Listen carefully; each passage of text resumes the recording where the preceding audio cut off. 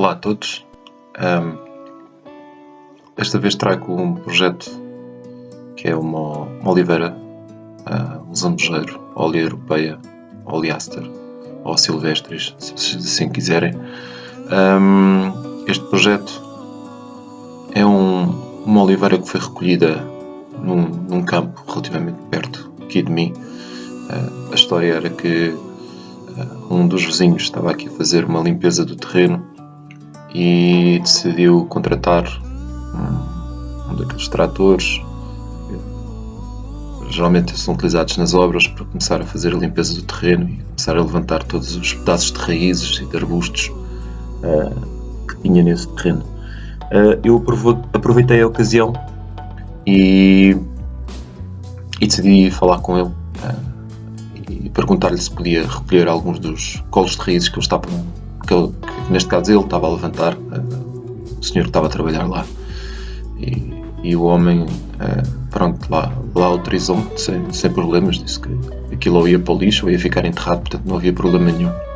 Portanto, isto foi uma planta que foi recuperada sensivelmente em 2008 e que normalmente, como todos os Yamadores, eu deixo cerca de 2 anos sem tocar, só para ele estabelecer a parte de raiz e depois começar aos poucos a trabalhar a parte da massa verde.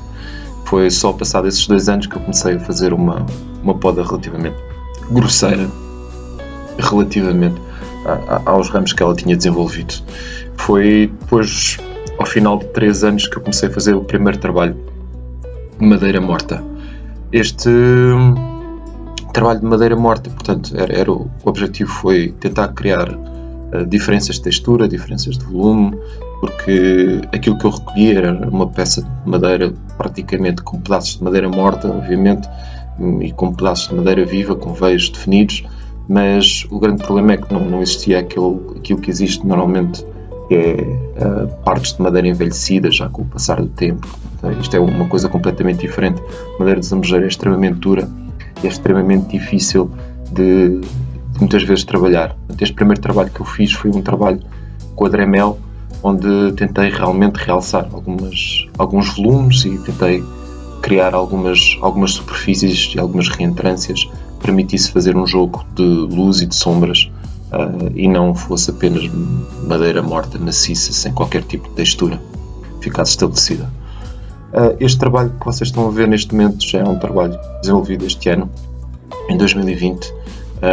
Vou só fazer aqui uma nota, portanto, isto durou um bocadinho de tempo porque há cerca de 2 anos mais ou menos,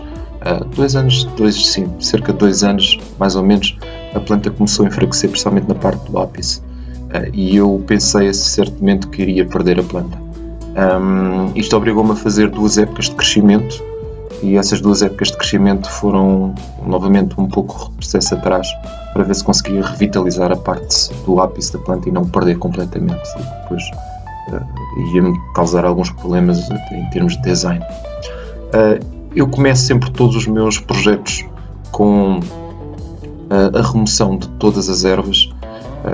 Isto é um trabalho muito ingrato, porque nós removemos as ervas e passado cerca de 1 mês, 2 meses, elas voltam novamente a aparecer, e principalmente isto com o trevo roxo que eu tenho aqui muito estabelecido na maioria dos vasos.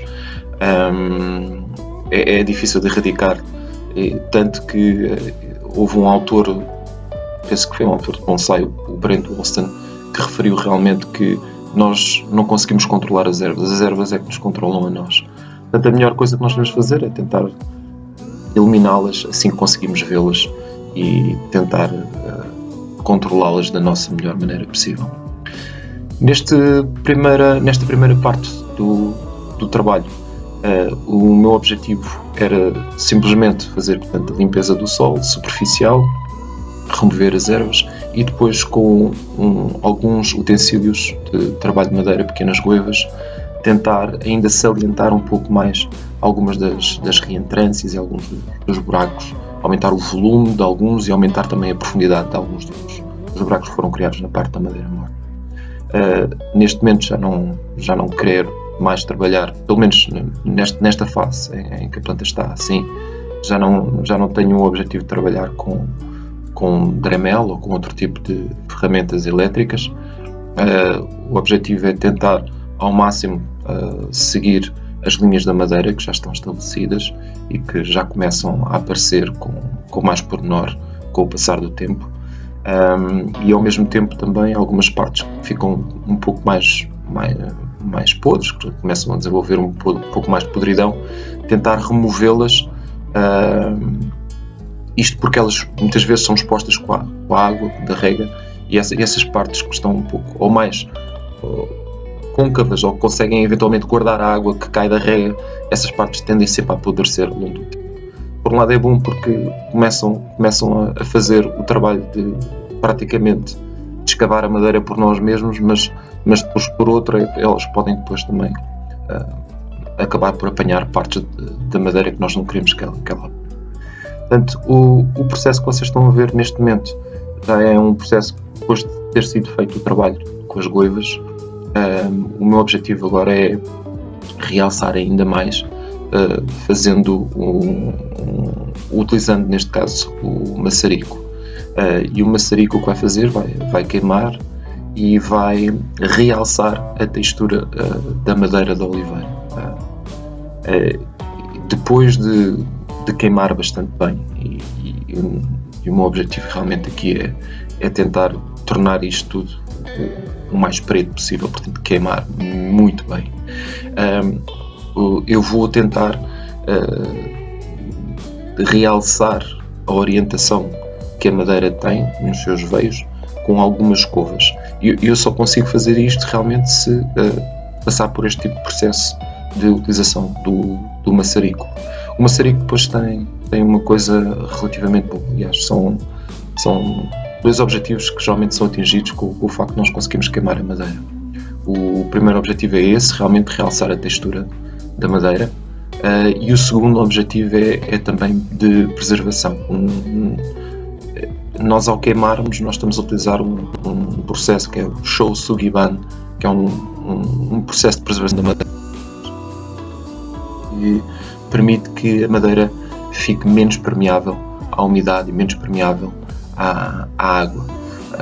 Isto não impede que nós não utilizemos um preservante de madeira a seguir a ter feito este processo. É conveniente que o façamos ou com um líquido gin ou com um outro tipo qualquer de preservante de madeira que vocês acham que será eventualmente eficaz neste tipo de situação. Aqui eu procuro com uma escova de aço e com uma escova de latão, portanto, fazer isso mesmo, quero realçar as texturas. Portanto, o meu objetivo agora é tirar toda a parte que ficou carbonizada da madeira, limpá-la o melhor possível.